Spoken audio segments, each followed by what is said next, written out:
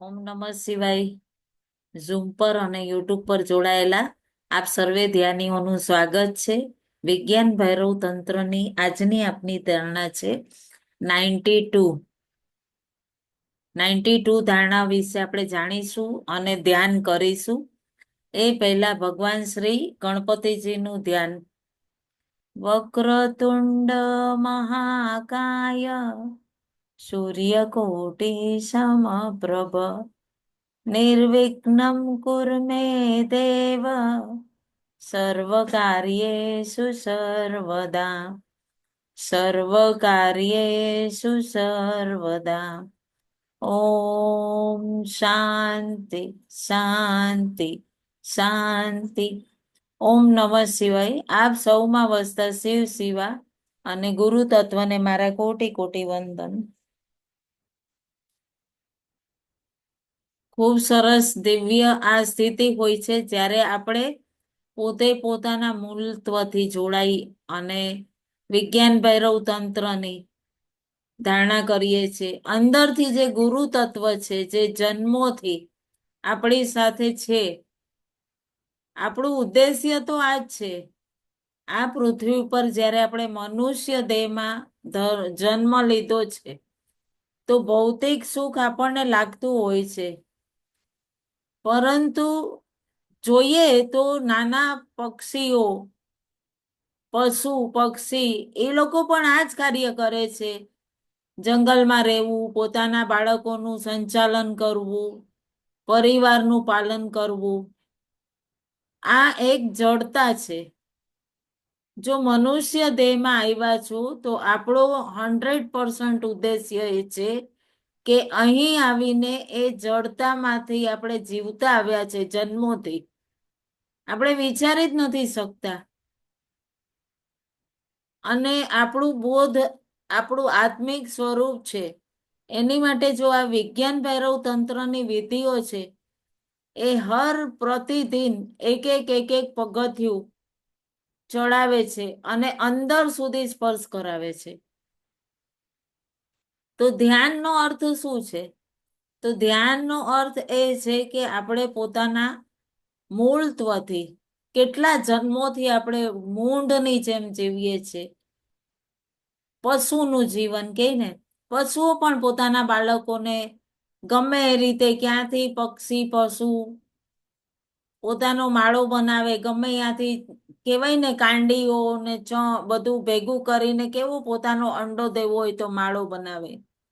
તો એ જ રીતે આપણે વાચા છે, પણ આપણે એ મૂળ દેહ ધારણ કર્યો છે, પણ આપણે શું કરવા કર્યો છે એ આપણે જાણકારી નથી લેતા. કંઈક તો કારણ હશે ને, ત્યારે આપણે મનુષ્ય દેહ. પણ આપણે ભૌતિકતામાં કે આ મારું, આ મારો પરિવાર, આ મારું ઘર, આ મારો સમાજ, આ મારા દીકરા, આ મારા ભાઈ, આ મારા પતિ, એમાં જ મૂંઢતા. પાછા આવ્યા, પાછા વયા ગયા. તો આ જીવન જીવવાની કળા શું છે? એ આપણને 112 વિધિ જો આપણે આપણા જીવનમાં અપનાવીએ છીએ તો આપણે બહુ સુંદર કે ભ્રમિત શા માટે જીવીએ છીએ? વગર કારણે આપણે એક ગળમથલમાં પડ્યા હોઈએ કે મને આણે આમ કર્યું, મને આણે આ બેહોશીને તોડવું છે આપણે.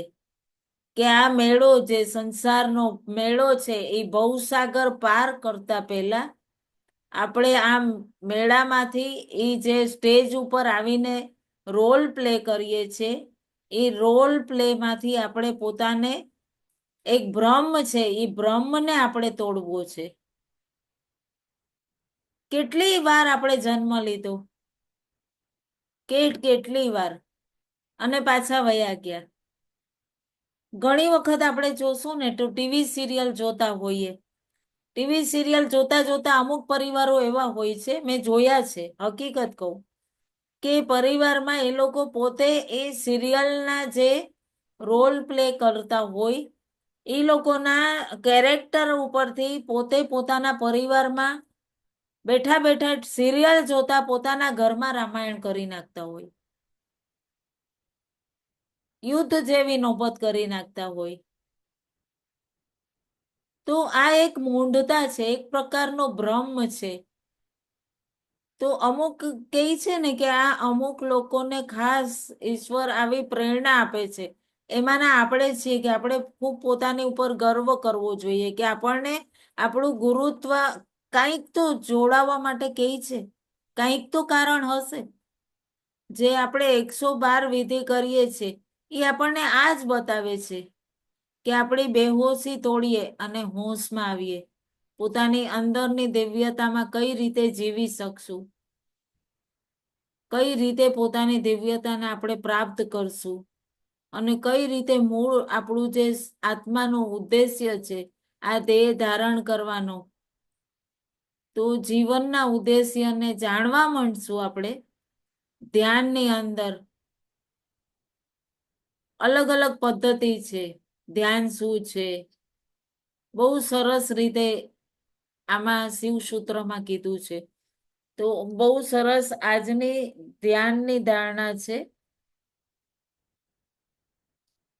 બહુ સરસ આજની ધારણા શું કીધું છે?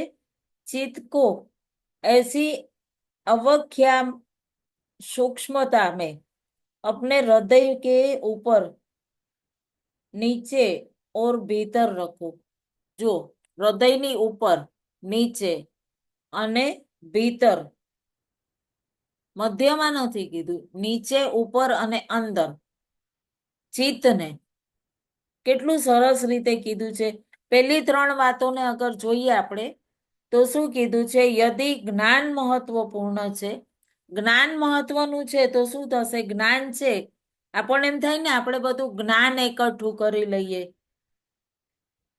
જ્ઞાન તો બધા એકઠું કરી લેશે. આપણે સ્કૂલમાં ભણીએ, પછી કોલેજમાં ભણીએ, પછી હજી આગળ ભરવા હાયર એજ્યુકેશન લઈએ, માસ્ટર્સ કરીએ.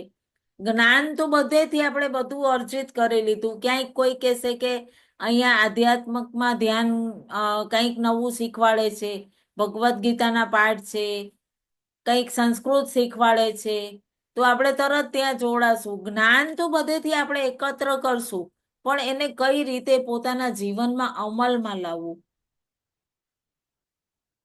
એ આ ભ્રમમાંથી તોડવાની વિધિ છે વિજ્ઞાન ભૈરવ. બહુ સુંદર વિધિ છે. બધી વિધિ એકથી ચડિયાતી એક વિધિ છે, પણ જ્યાં સુધી આપણે ક્લિયર પોતાના ભાવને સમજશું નહીં ત્યાં સુધી આપણે એ મૂળત્વથી પ્રાપ્ત નહીં કરી શકીએ. બહુ સરસ રીતે કીધું છે ધારણામાં, શિવ સૂત્રમાં. એકદમ દિવ્યતાથી અગર જો સમજ છે ધ્યાનના વિષયમાં,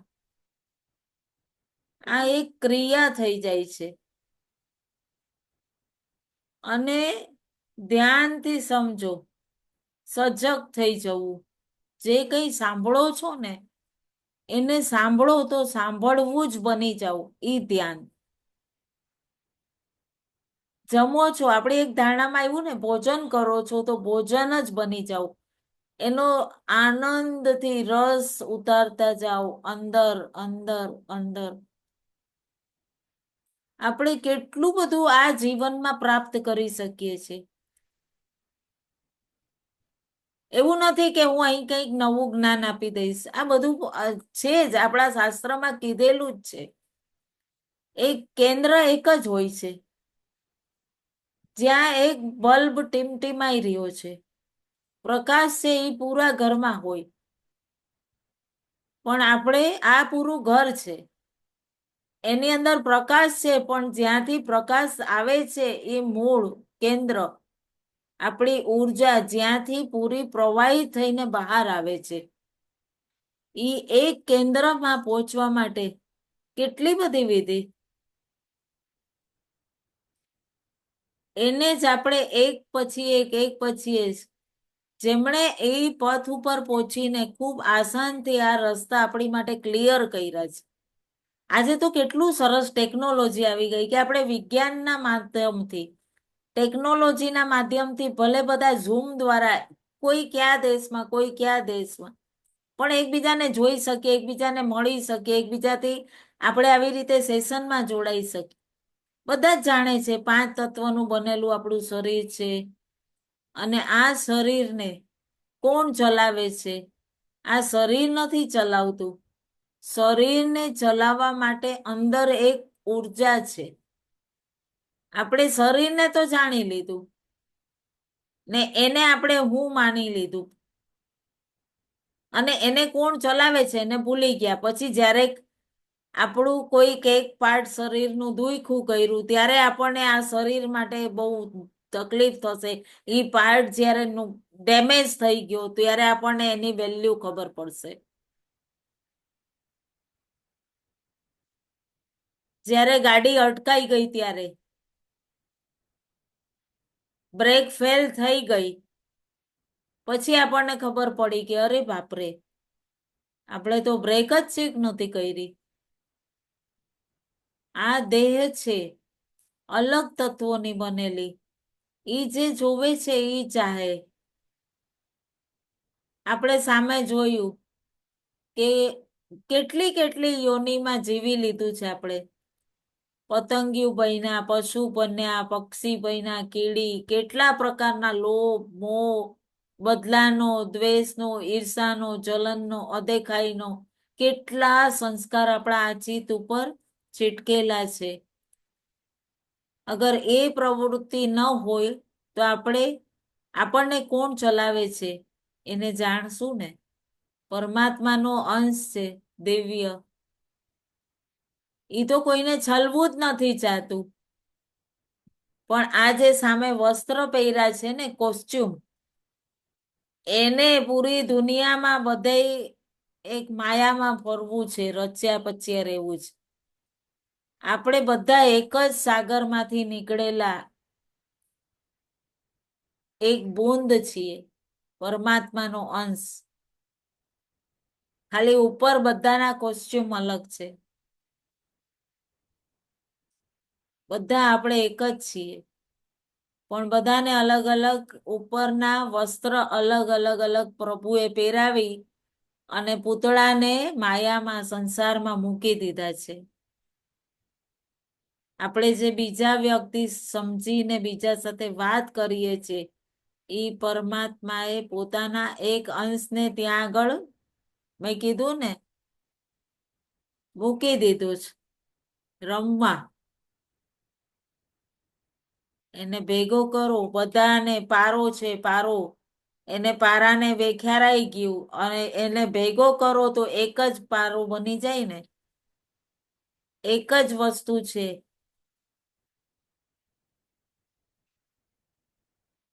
તમે ખુશ છો તો હું પણ ખુશ છું, કારણ કે હું પણ ઈ જ અંશ છું, પણ આપણે નથી અનુભવતા એવું. અને અગર હું જ છું તો પછી સામેવાળો મારાથી દ્વેષ કેમ કરે? જલન શા માટે કરે? કોમ્પિટિશન શા માટે કરે? જજ શા માટે કરે? બ્લેમ શા માટે? કે હું ભૌતિક શરીરમાં આ જે છું એનાથી સામે વ્યક્તિ, સામે જે બીજો પારાનો કણ છે એ કેમ કોમ્પિટિશન કરે છે? કેમ અસફળતા નાખવા માંગે છે? આ બધું આ દેહ સ્વરૂપનું કારણ છે. આત્માને તો પાક્કું ખબર છે આ વિધિ દ્વારા હું પોતે પોતાને અનુભવ લેવું છું. હું સ્વયંને સ્વયં અનુભવ આપું છું. કેટલું સરસ! તો આ કઈ વાત થઈ કે હું સ્વયંને અનુભવ દઉં છું. આ આપણે પોતાના અંતસમાં અનુભવ કરી શકશું. કઈ વિધિ થઈ કે આપણે પોતે પોતાને ભ્રમે જ શું કરી લીધું કે પોતે શું છીએ એ ભૂલી ગયા.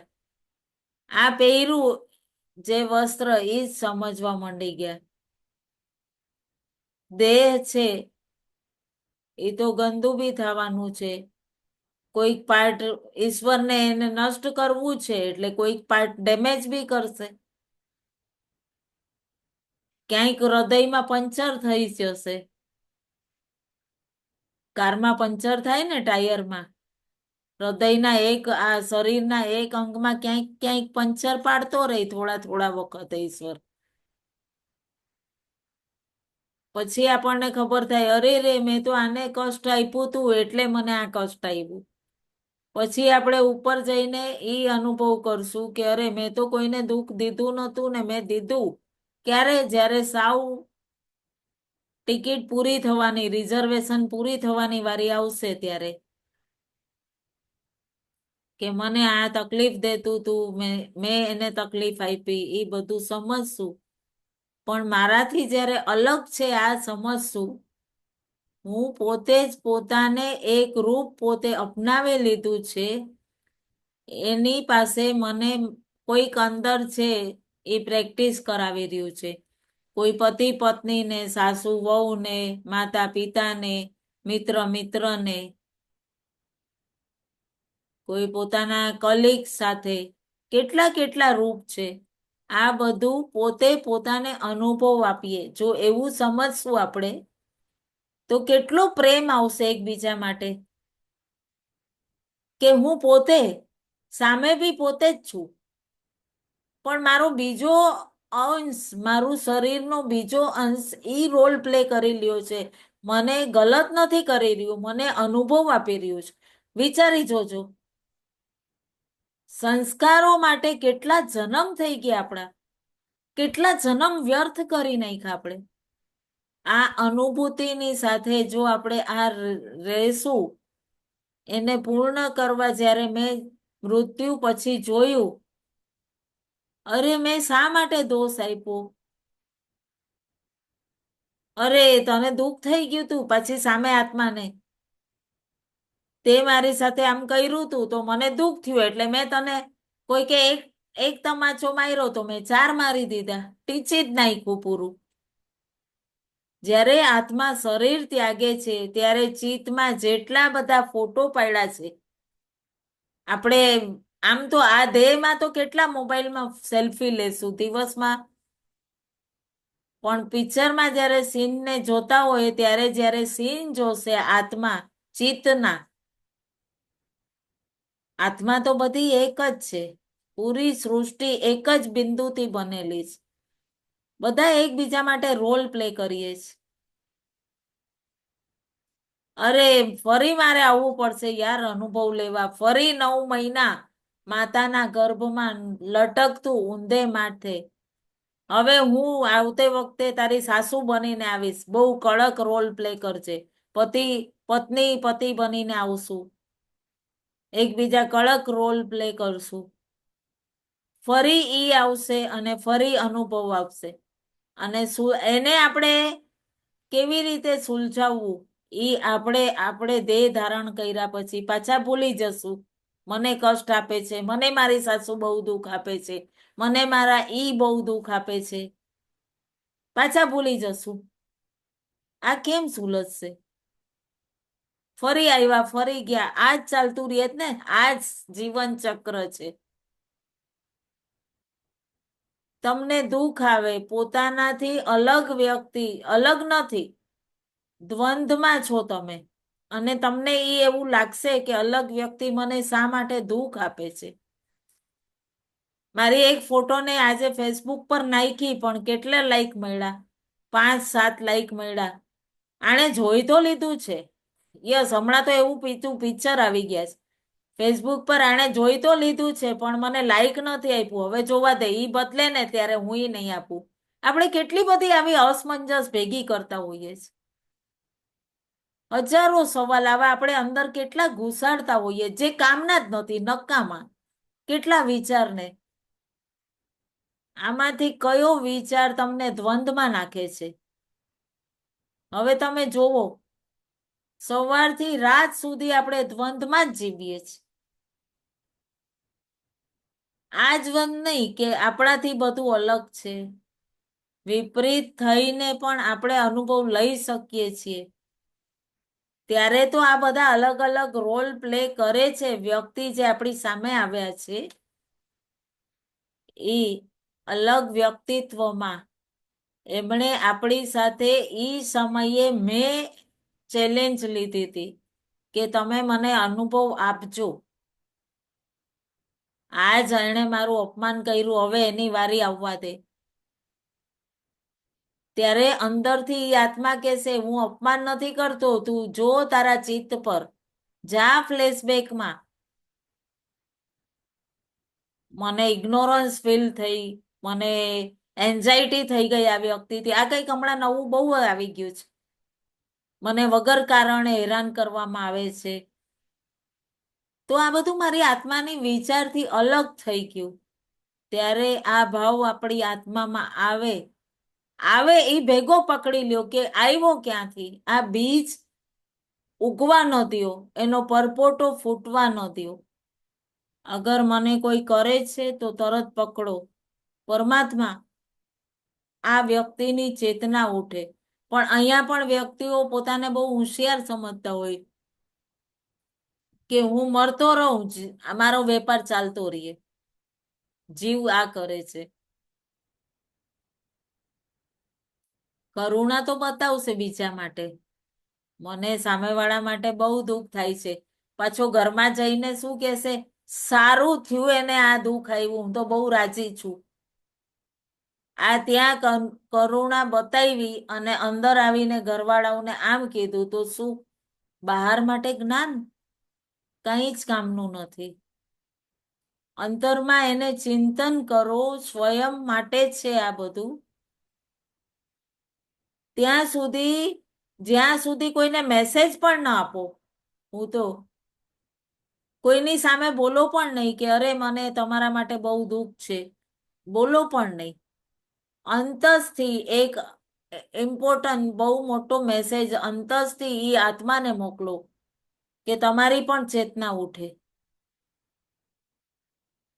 પછી એવું નહીં કે મેં કેટલો સારો મેસેજ મોકલ્યો તો પણ એને લાઈક ન કર્યો, મારો મેસેજને એક કમેન્ટ પણ ન કરી, વાહ સરસ એમ પણ ન કીધું. કેટલી મહેનત કરી, તૈયાર કર્યું, ફોટો પાડ્યો, સેલ્ફી કરી. ધ્યાન શું છે?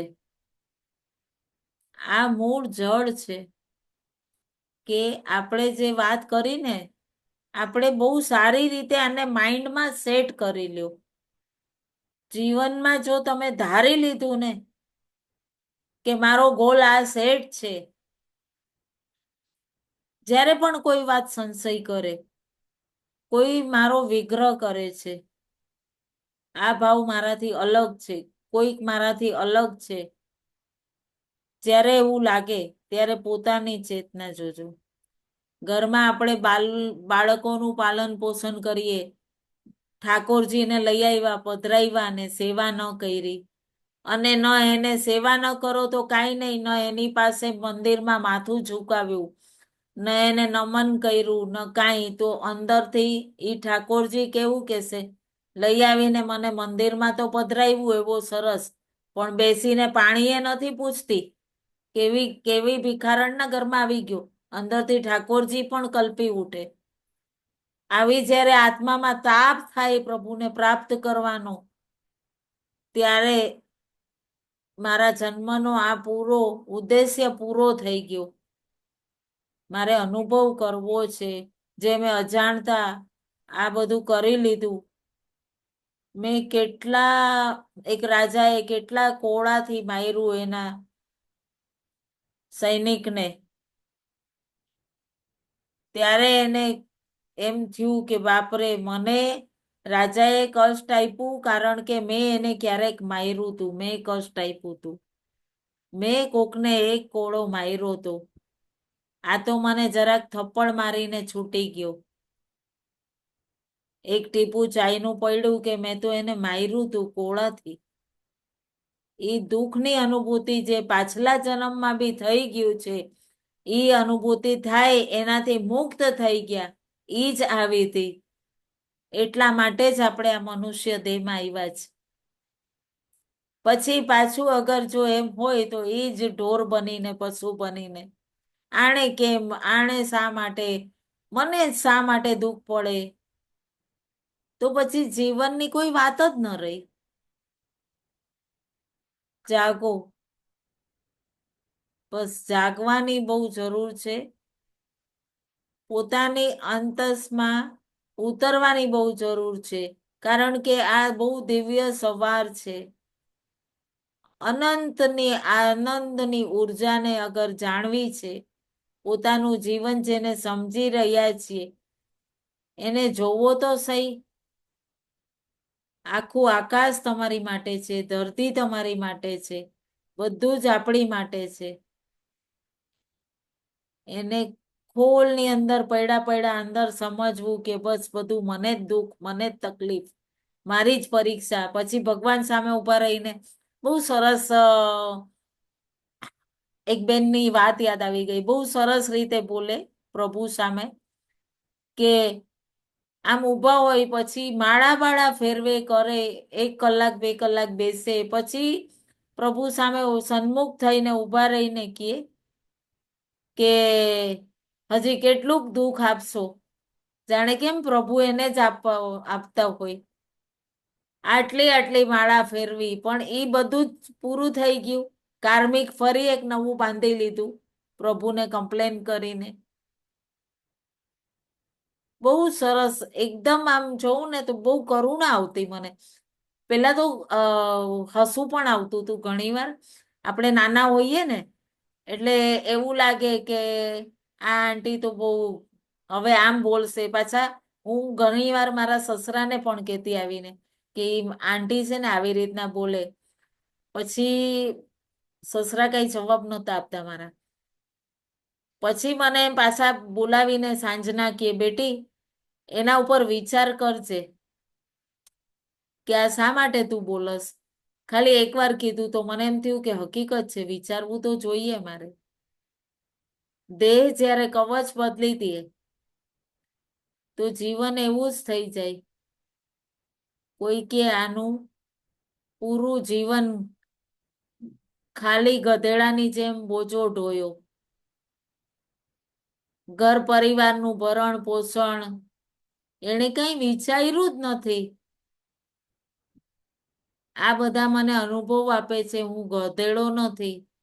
મેં કોકના જીવન ઉપર આટલો બોજો લાયદો તો એટલે આ જન્મમાં મારે એ બધો બોજો ઉતારવાનો છે. એટલી સમૃદ્ધિમાં એ વ્યક્તિ જીવન જીવશે. એક જ માના 4 સંતાન હોય. બહુ સરસ આ કથા પણ આવતી હતી પેલા કે એકે રાજાના ઘરમાં જન્મ લીધો, એકે નગર શેઠને ત્યાં લીધો. એના પાછલા સંસ્કાર હતા કે એક જ માતાના કોખે પ્રગટે જન્મેલા ને બીજે જન્મે બિલકુલ ગરીબ બનીને જીવશે, એક સ્વસ્થ રહેશે, એક પૂરો માંદો રહેશે. હર જગ્યા ગંદા કર્મ, શરાબ પીવી, દુરાચાર એક જ ઘરમાં. કુંભકર્ણ પણ એક જ ઘરમાં હતો, વિભીષણ પણ હતો ને રાવણ પણ એક જ માતાની કોખેથી હતા. ભૂલ શું હતી?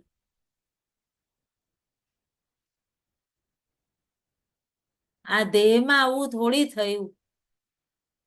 કેટલા સુંદર રાવણ એક બહુ શ્રેષ્ઠ બ્રાહ્મણ વિદ્વાન હતા. મતી કેવી ફરી ગઈ. પ્રતિદિન આપણે સવારના ઉઠતા પોતે વિચારો કે હું બહુ ભાગ્યશાળી આત્મા છું કે આ પરમ તત્વના આશ્રયમાં શું છું અને એના જ સમક્ષ ઉઠું છું. તો તમારી દેહની યોની નહીં બદલે, પશુત્વ ભાવ નહીં રહે. જમે તમે આ મનુષ્ય દેહમાં આવ્યા છો તો ભાવ તમે ઈ જ યોનીનો આ દેહમાં આવીને આ સ્વરૂપ એવું જ છે. કોઈ કોઈને ધોખો આપીને ખુશ થયે કે એને ખબર જ ન હોય કે આ મને ધોખો આપે છે. ઈ પોતે પોતાના સંસ્કારોથી બંધાયેલો હોય, એને મુક્ત જ નથી થવું. પરમાત્મા મોકલે છે ક્યારેક તો જાગૃતિ થશે. 4 લાખ વાર આપણે મનુષ્ય દેહમાં આવ્યું, 84 લાખ યોનીમાં 4 લાખ યોની મનુષ્યની, 4 લાખ વાર જીવન. એમાં બી તમે પાર ન થઈ શકો.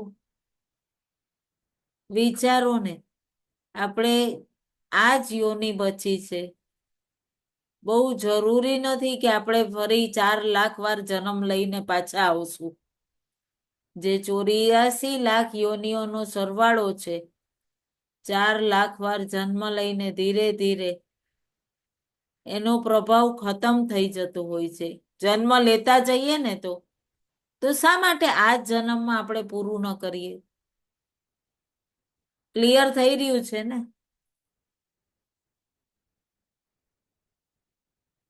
કેટલું આપણે ભાગ્યશાળી જીવ છીએ. ખૂબ સુંદર પરમાત્માનો અંશ છીએ. અને જ્યારે એટલી શાંતિ થાય ને, જ્યારે આપણને સંતુષ્ટિ થાય, જ્યારે જઈએ ને ત્યારે એવું કાર્ય કરીને જવું છે.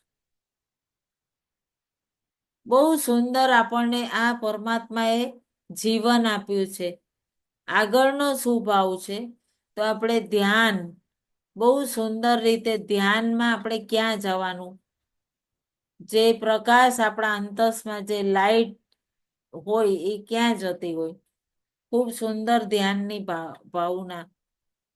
બહુ અંદર જાગૃતિમાં આપણે જવું અને એની અંદર આપણે એ પૂર્ણ રૂપે ધ્યાનસ્થ સ્થિતિમાં જવું.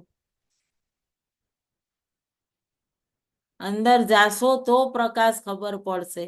અંજવાળા ઝગમગ. આ બહારના વિદ્યુત પ્રવાહ નહીં, અંદર તો બહુ સુંદર લાઈટ છે, બહુ સુંદર અંજવાળા છે.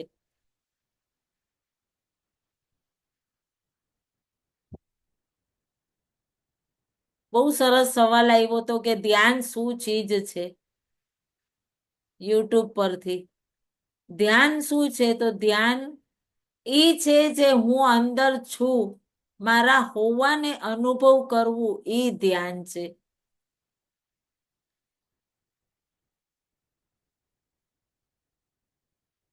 કોઈક સોનલબેન નો પ્રશ્ન હતો કે ધ્યાન છે શું? મારું હોવું અને એને જોવું, એમાં જ પોતે પોતાના અંદર હું જ છું, ઈ જ મૂળ ધ્યાન છે. અગર હું નથી તો હું બેહોશ છું.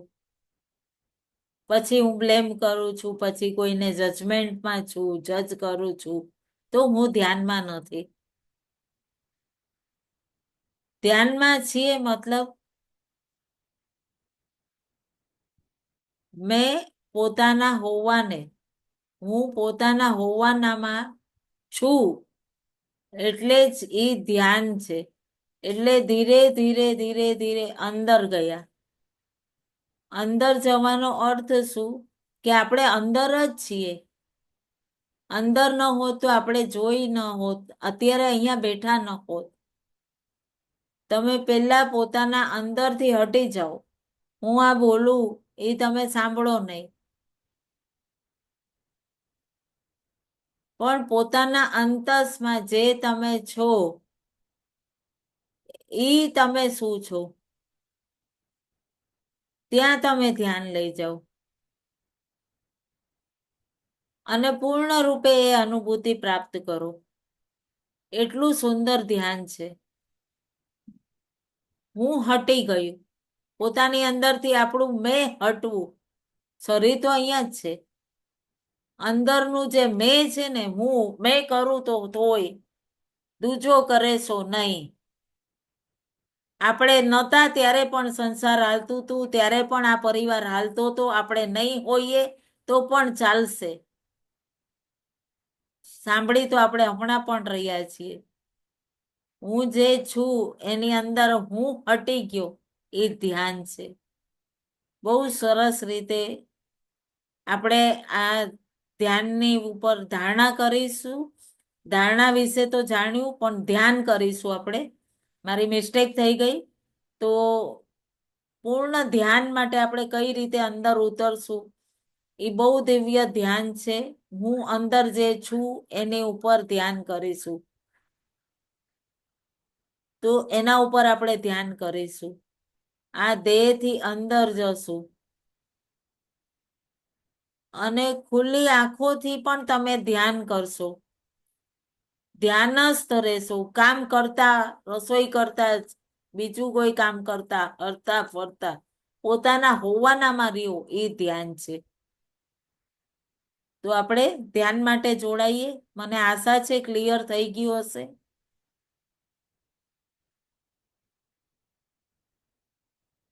તો ધ્યાન માટે જોડાઈએ આપણે.